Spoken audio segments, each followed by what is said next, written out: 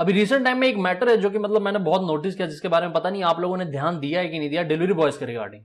बेंगलुरु के जो delivery boys हैं वो बहुत बड़ी मात्रा में स्ट्राइक कर रहे हैं। बेसिकली ये जो डिलीवरी बॉयज हैं वो स्विगी कंपनी से आते हैं, जहां पर इन डिलीवरी बॉय का कहना है कि भैया उनकी जो टॉप लेवल मैनेजमेंट है वो उनकी बात नहीं सुन रही। बेसिकली ये जो डिलीवरी बॉयज हैं कहीं ना कहीं अपनी सैलरी को लेकर, अपने इंसेंटिव को लेकर, साथ ही में जो उनको एक आज के टाइम पे पेट्रोल का जिस तरीके से दाम बढ़ रहा है, तो उस प्रकार से उनका जो पेट्रोल के प्राइसेस के हिसाब से जो उनकी जो पेमेंट होनी चाहिए वो उन्हें आज के टाइम पे नहीं मिल रहा है। साथ ही में अगर कोई बंदा, कोई भी डिलीवरी बॉय अगर लंबे ट्रैवल करता है, लॉन्ग डिस्टेंस ट्रैवल करता है फूड डिलीवरी के लिए या फूड पिकअप के लिए, तो उसका कंपनी अलग से एक इंसेंटिव, एक अलग से पेमेंट उसका देती है। इंसेंटिव नहीं बोलेंगे, पेमेंट उसको एक अलग प्रकार का मिलता है, जो कि आज के टाइम पे वहां के जो डिलीवरी एग्जीक्यूटिव्स हैं, जो डिलीवरी बॉयज हैं, उनको नहीं मिल रहा है, जिसके कारण वहां के कहीं ना कहीं जो बंदे हैं वो प्रोटेस्ट भी कर रहे हैं। ये जो बेसिकली प्रोटेस्ट है ये 21 जुलाई से स्टार्ट किया गया था, जहां पर 25 जुलाई को बहुत सारे जो डिलीवरी बॉयज हैं वो फिर से अपने काम पे लौट गए थे। लेकिन कुछ जो डिलीवरी बॉयज है, जो कि डिलीवरी बॉयज वेलफेयर एसोसिएशन से आते हैं, उनका यह कहना है कि जब तक टॉप लेवल मैनेजमेंट उनकी बात नहीं सुनेगा तब तक वो स्ट्राइक करते रहेंगे, अपना जो प्रोटेस्ट है उसको जारी रखेंगे। और साथ ही में आपने बहुत सारे जो न्यूज सुने होंगे यार आज के टाइम पे डिलीवरी बॉयज के रिगार्डिंग कि हाँ मतलब जोमेटो ने, बहुत सारी जो ऐसे डिलीवरी बेस्ड कंपनियां हैं, उन्होंने बहुत सारे डिफरेंट टाइप के स्ट्रेटेजीज लेके आए हैं, जिसके कारण कुछ इश्यूज भी सामने आ रहे हैं, कुछ चैलेंजेस भी सामने आ रहे हैं, जिसके बारे में आज बात करना जरूरी है। तो आओ आज कुल मिला के ना ये जो पूरा डिलीवरी बॉय है, ये जो पूरा ई कॉमर्स सिस्टम है, क्या क्या चैलेंजेस फेस करने को मिलती हैं, उसके बारे में खुल के आज संक्षेप में बात किया जाए। तो चलो एक बार देख लो भैया, आज बहुत इंपॉर्टेंट है। और प्लीज मैं आप सभी से रिक्वेस्ट करूंगा कि अगर आप ये वीडियो देख रहे हैं तो भैया शुरुआत से लेकर अंत तक जरूर देखें। गैप ले लो, टाइम ले लो, पानी पी लो, पॉज कर लो, लेकिन प्लीज देखो। इस थोड़ा स्पीड कर दो अगर स्पीड मेरी कम लग रही है तो, लेकिन प्लीज देखिए। जब तक देखोगे नहीं तब तक समझ में नहीं आएगा मुद्दा क्या है। हेलो फ्रेंड्स, आप सभी का स्वागत है हमारे सेगमेंट में जिसका नाम है सस्टेन शॉर्ट्स। और आज हम लोग बेसिकली बात करने वाले हैं यार डिलीवरी बॉयज के बारे में। जानेंगे आखिर डिलीवरी बॉयज होते कौन और इनके रोल्स एंड रिस्पॉन्सिबिलिटी के बारे में बात करेंगे। साथ में हम लोग ये भी जानेंगे कि ऑन ग्राउंड ऐसे कौन कौन से चैलेंजेस ये फेस करते हैं जब ये ड्यूटी पे होते हैं। इसके साथ साथ हम लोग ये भी जानने की कोशिश करेंगे आखिर ये जो भी चैलेंजेस फेस करते हैं ऑन द ग्राउंड, आखिर उसका सॉल्यूशन क्या है, इसके बारे में कोई भी ढंग से बात नहीं करता है। आज के टाइम में बहुत सारे लोगों को लगता है कि भैया जो ई कॉमर्स बिजनेस है वो मतलब बहुत फैसिनेटिंग है, आप जहां पर एक क्लिक में तुरंत आपका जो प्रोडक्ट है वो आपके घर पे आ जाता है, डिलीवर हो जाता है। लेकिन back side of the story आपको ये नहीं पता है, जिसके बारे में बात करना बहुत जरूरी है। और एट लास्ट हम लोग कुछ जो प्रिविलेज्ड लोग हैं हमारे आपके जैसे, उनके लिए भी एक मैसेज है जो कि आपको समझना बहुत जरूरी है। तो इन सब पॉइंट्स के ऊपर डिस्कशन करेंगे यार। तो चलो यार स्टार्ट करते हैं।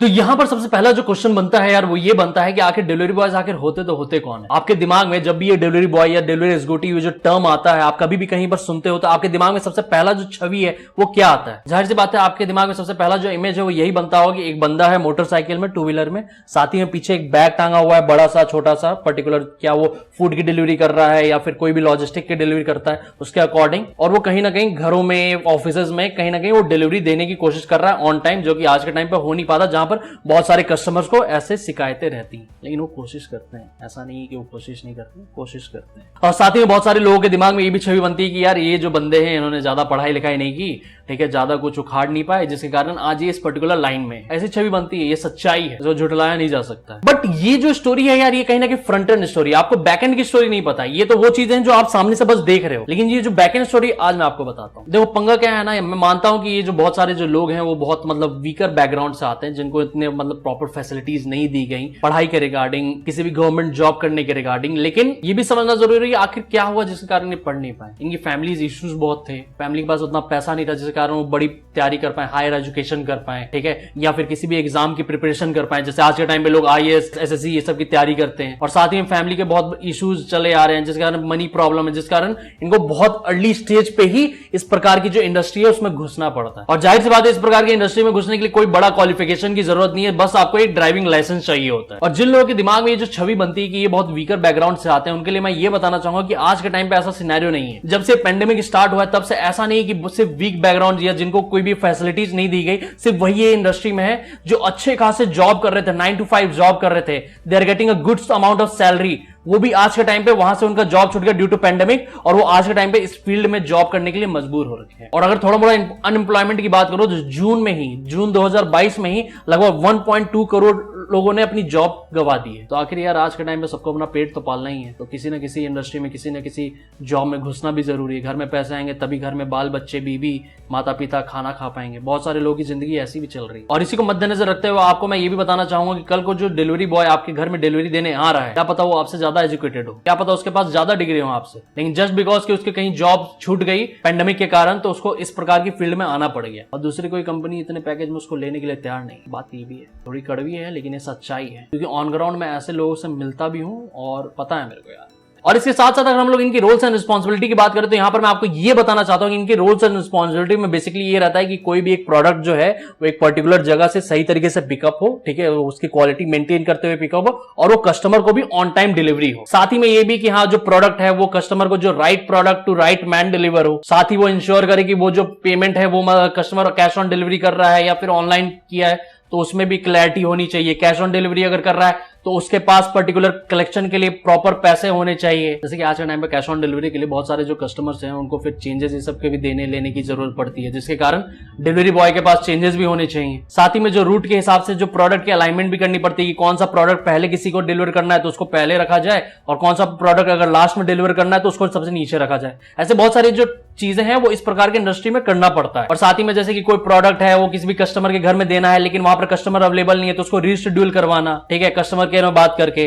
तो ऐसे बहुत सारे जो चैलेंजेस छोटे मोटे जो चीजें हैं उनको मेंटेन करना पड़ता है। तो यहां पर समझने वाली बात यह है यार कि यहां पर सिर्फ बात ये नहीं है कि एक जगह से प्रोडक्ट उठाया और दूसरी जगह तक प्रोडक्ट डिलीवर कर दिया, बात खत्म। बहुत सारी छोटे छोटे स्टेप्स है, बहुत सारे जो रिकॉर्ड्स हैं वो इन लोगों को मेंटेन करना पड़ता है, जो कि उसमें भी बहुत ज्यादा टाइम कंज्यूम होता है। आज के टाइम पे कैश अगर थोड़ा सा भी इधर उधर हो जाता है तो सोचो इनके ऊपर क्या बर्डन पड़ता होगा। इनकी कुछ सैलरी हाई फाई नहीं रहती है, बहुत सारे चैलेंजेस है। आओ उस पर नजर डालते हैं। तो यहां पर अब हम लोग आते हैं अपने मोस्ट इंपॉर्टेंट पॉइंट के ऊपर, जहां पर हमारे को यह समझना है कि आज के टाइम पे जो डिलीवरी बॉय है वो आखिर क्या क्या चैलेंजेस फेस करता है। और यहां पर ये जो डिलीवरी बॉय ये जो टर्म है ये इस्तेमाल करना बेकार रहेगा, क्योंकि इस प्रकार के बिजनेसेस में अब औरतें भी आ गई हैं, ठीक है, वुमेन्स भी आ गई हैं जो कि मतलब बढ़ चढ़ के हिस्सा भी ले रही हैं। बहुत सारी कंपनियां हैं, बहुत सारे ऐसे हब्स हैं, बहुत सारे ऐसे डिलीवरी सेंटर्स है जहां पर लड़कियां बढ़ चढ़कर काम कर रही हैं। तो एक जो डिलीवरी पर्सन है आखिर उसको कौन कौन से चैलेंजेस फेस करने को मिलते हैं वो अब बात करते हैं। और इसी बीच अगर मैं डिलीवरी बॉय अगर बोलूं तो प्लीज समझ जाना कि यहां पर मैं दोनों के बारे में बात कर रहा हूं, डिलीवरी बॉय और गर्ल्स दोनों के बारे में बात किया जाए। तो सबसे पहला जो चैलेंज है वो तो है यार सेफ्टी कंसर्न्स के रिगार्डिंग, जहां पर आज के टाइम पे बहुत सारे जो डिलीवरी एग्जीक्यूटिव हैं वो जब भी बाइक राइड करते हैं, जब भी डिलीवरी बॉयज जो बाइक राइड कर रहे हैं वो प्रॉपर गियर के साथ नहीं करते, या फिर यूं कह लो कि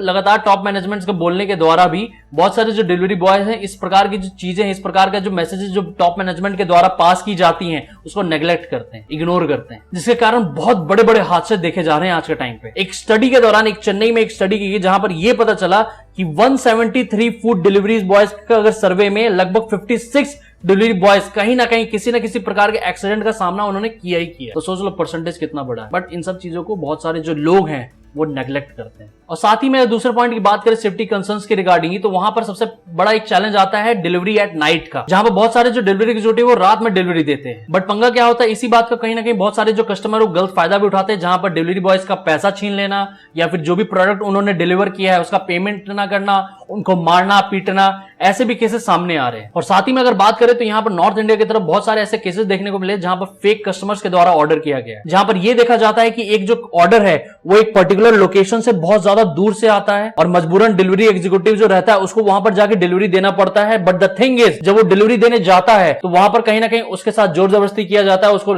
जान से मारने की धमकी दी जाती है। उसके बाद जो भी पैसे रहते हैं उसको स्नैच करने की कोशिश किया जाता है, जिसके कारण वो जो डिलीवरी बॉय है वो मजबूरन वहां से भागता है अपनी जान को बचा। जाहिर सी बात है यार वो जो रात में काम कर रहे हैं वो आखिर पैसा कमाने के लिए कर रहे हैं, अपनी जान को गंवाने के लिए तो नहीं कर रहे। एक जो फैसिलिटी मिल रही है उसका कुछ लोग गलत इस्तेमाल कर। लेकिन क्वेश्चन यहाँ पर ये बनता होगा, बहुत सारे लोग आप सोच रहे होंगे कि भैया रात में आके डिलीवरी दे ही क्यों रहे हैं, फिर डिलीवरी तो नहीं देना चाहिए रात में। लेकिन क्या वो उनका शौक से वो कर रहे हैं? नहीं, शौक से भी नहीं कर रहे हैं, मजबूरन कर रहे हैं। क्योंकि आज के टाइम पे बहुत सारी जो कंपनियां है ना यार वो मतलब एक पर्टिकुलर टाइम स्लॉट में, मान के चलो रात के 9 बजे से रात के 3 बजे तक अगर इस पर्टिकुलर स्लॉट में अगर कोई भी डिलीवरी बॉय अपना ड्यूटी करता है तो उसका पेमेंट डबल रहता है। तो वो जब एक पैसे वाला जो फैक्टर आता है, जिस कारण बहुत सारे जो डिलीवरी एग्जीक्यूटिव हैं वो रात को भी ड्यूटी करने के लिए अग्री हो जाते हैं। बट प्रॉब्लम यहां पर समझने वाली बात ये है कि अगर कोई बंदा अपना अगर थोड़ा पैसा कमाना चाह रहा है जिसके कारण वो नाइट शिफ्ट कर रहा है, दैट डजंट मीन कि वो पैसा कोई छीन ले। ये हमारे को समझने की जरूरत, या फिर उसको धमकाया जाए, उसको मतलब जान से मारने की धमकी दी जाए, या फिर उसको लूटा पाटी किया जाए, जो कि सही नहीं है। पंगा क्या है ना, एज अ कस्टमर हम लोग तीसरे आंख से जब देखते हैं तो हमारे को लगता है कि आखिर वो इतना परेशान क्यों हो रहा है, दिन में ही कमा ले भाई, है कि नहीं, ऐसा हम लोग सोचते हैं। बट यहां पर समझने वाली बात यह है कि हमारे को जो परेशानी दिख रही है ना,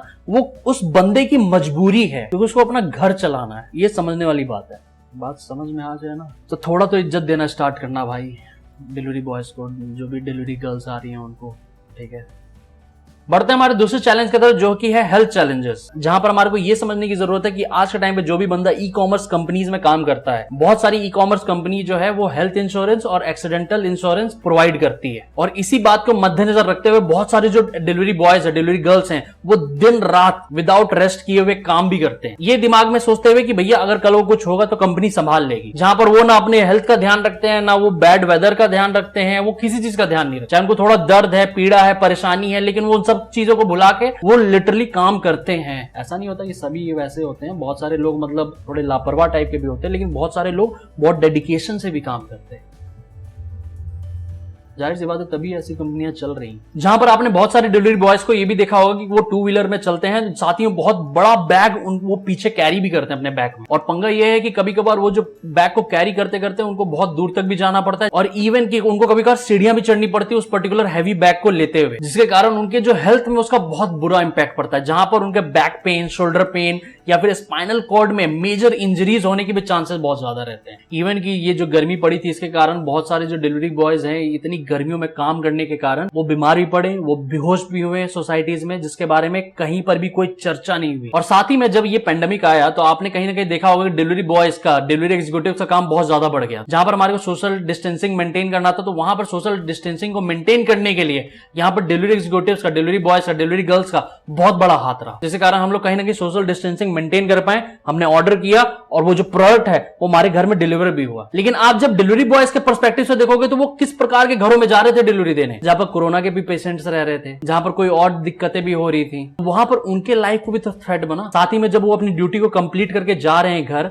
तो वहां पर जो उनके घर में उनकी जो फैमिली रह रही है, उनके जो रिलेटिव रह रहे हैं, उनके भी मतलब जान के लाले पड़े, ठीक है, उनके भी जान को रिस्क था कहीं ना कहीं। लेकिन ऐसे रिस्क में भी इन्होंने बढ़ चढ़कर काम किया, जिसके बारे में कोई भी ढंग से बात नहीं करता है। तो बढ़ते हमने तीसरे चैलेंज की तरफ, जो कि है issue related to pickup and drop location. तो यहां पर सबसे पहले हम लोग बात कर लेते हैं पिकअप लोकेशन के बारे में। पिकअप लोकेशन में यहां पर मेनली जो चैलेंज देखा गया है वो रेस्टोरेंट्स और होटल्स में देखा गया है, जहां पर ये देखने को मिलता है कि ये जो पिकअप जहां से करने जाते हैं, जो भी डिलीवरी बॉयज अगर पिकअप करने जा रहा है होटल से, तो वहां के जो होटल वाले, जो रेस्टोरेंट वाले, इनको सही तरीके से ट्रीट नहीं करते हैं। अगर मान के चलो यार आज के टाइम पे किसी को पानी की जरूरत है, किसी को फ्रेश होने की जरूरत है, तो भैया ये लोग कहां जाएंगे? इनको अगर कहीं पर वॉशरूम यूज करना है तो कहां पर जाएंगे? तो वहां पर उनको सही तरीके से ट्रीट नहीं किया जाता, उनको एंट्री तक नहीं करने दिया जाता। उनको बोला जाता है कि भैया बाहर वेट करो, चाहे बाहर बाढ़ आ रही हो, भूकंप आ रहा हो, इतनी बरसात हो रही थी, इतनी गर्मी पड़ रही है, लेकिन थोड़े देर अगर वो किसी भी एक छत के नीचे रहना चाहें तो उनको वो भी नसीब नहीं होता। हालांकि आज के टाइम में बहुत सारे स्टार्टअप्स हैं जो कि इस प्रकार के इनिशिएटिव को भी ले रहे हैं कि भैया वो प्रॉपर अपने डिलीवरी बॉयज के लिए एक पर्टिकुलरली बड़ा जगह भी रख रहे हैं, जहां पर उनके डिलीवरी बॉयज आए और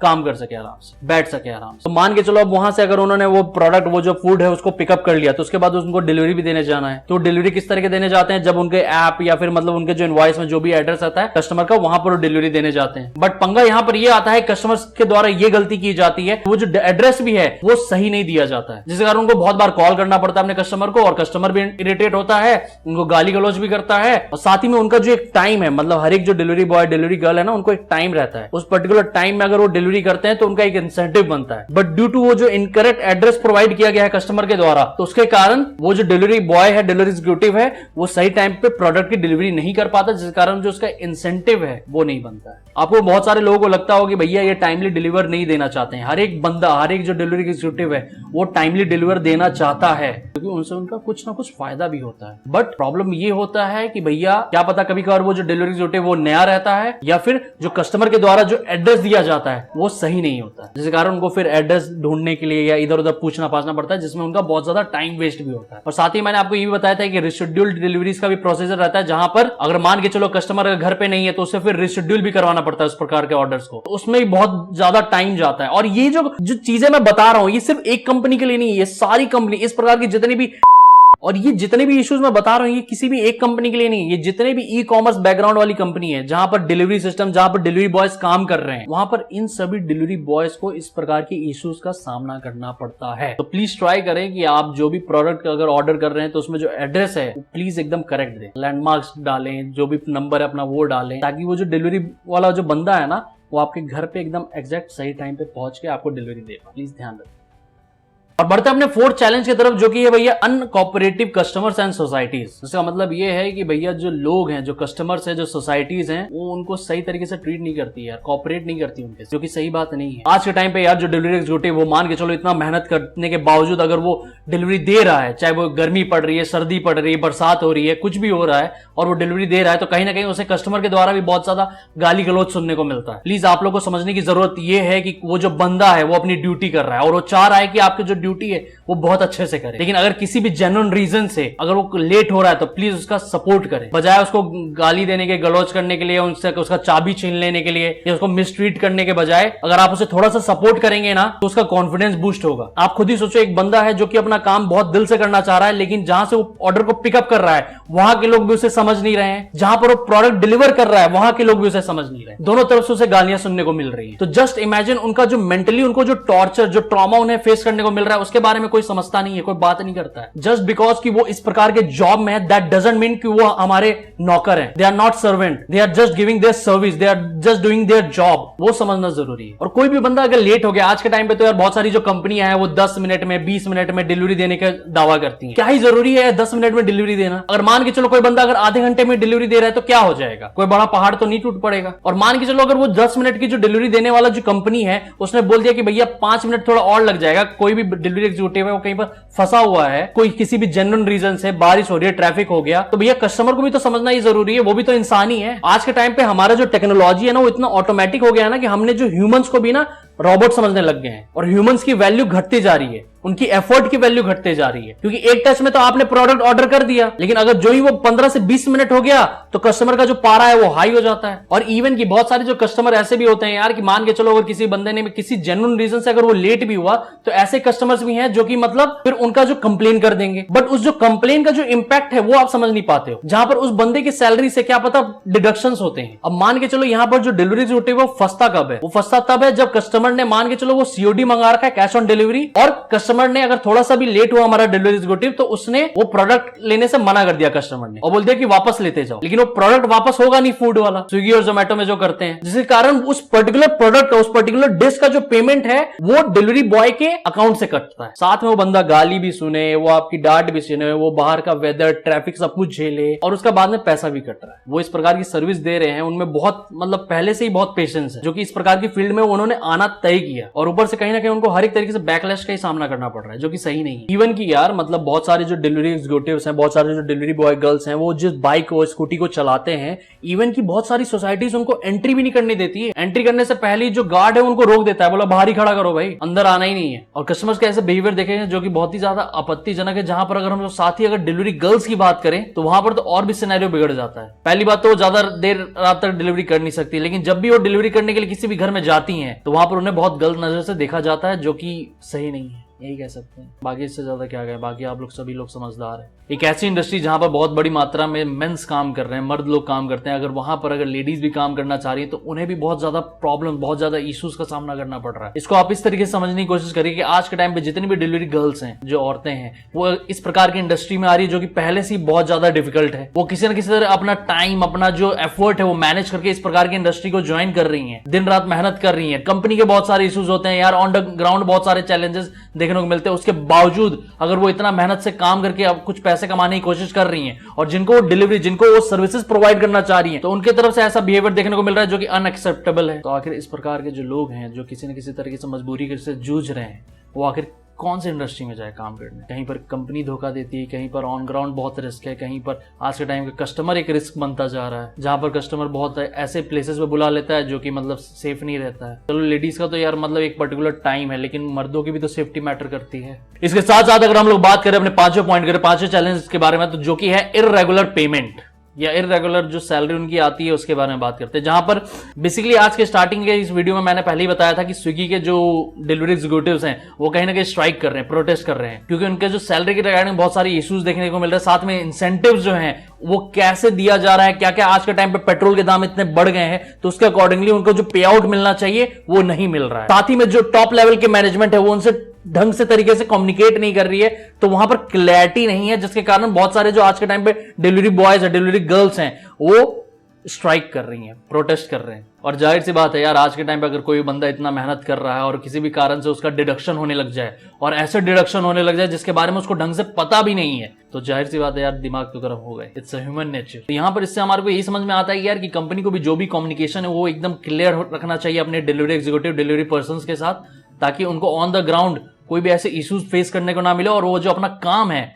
वो थोड़ा फ्रीली माइंड से कर सकते। यहाँ पर ये जो स्ट्रेटजी है, जो सैलरी के पे आउट की जो स्ट्रेटजी होती है, हालांकि इस प्रकार की इंडस्ट्री में देखो, पहले ही मैंने जैसे बताया, ये इंडस्ट्री देखने में बहुत मतलब ऑर्गेनाइज लगती है, लेकिन अंदर जब आप इसके घुसोगे तो ये बहुत ही अनऑर्गेनाइज तरीके से भी चल रही है। कुछ जो ऑफिस में जो लोग बैठते हैं वहां पर ही ऑर्गेनाइज है, लेकिन कुछ जो ऑन ग्राउंड जो लोग काम कर रहे हैं वहां पर उतना ऑर्गेनाइज तरीके से पे आउट पे स्ट्रक्चर नहीं है, या फिर बहुत सारे डिफरेंट पे स्ट्रक्चर है, जिसके कारण थोड़ा कंफ्यूजन भी होता है, जिसके बारे में आप थोड़ा सा गूगल करोगे तो पता चल जाएगा। यहां पर समझने वाली बात यह है यार कि इतना सब कुछ परेशानी, इतना सारे कठिनाइयों का सामना सिर्फ ये इसलिए कर रहे हैं ताकि इनको 15 से 20 हजार रुपए महीना का ये कमा सके। जहां पर इंडिया में आज के टाइम पे कम से कम 30 से 40 लाख लोग इस प्रकार के बिजनेस, इस प्रकार की कंपनियों में काम कर रहे हैं, जहां पर वो कहीं ना कहीं फूड डिलीवरी, ग्रोसरी की डिलीवरी या फिर पार्सल्स की डिलीवरी कर रहे हैं आपके डोर स्टेप पे। जहां पर अगर हम लोग इनकी वर्किंग आवर्स की बात करें तो ऑन एन एवरेज इनका जो वर्किंग आवर रहता है वो 12 से 15 घंटों का रहता है। जहां पर मान के चलो और किसी बंदे को किसी प्रकार का हेल्थ इश्यू हो गया, कोई भी ऐसी इमरजेंसी आ गई जिसके कारण अगर वो उस दिन वो कंपनी को अटेंड नहीं कर पाया,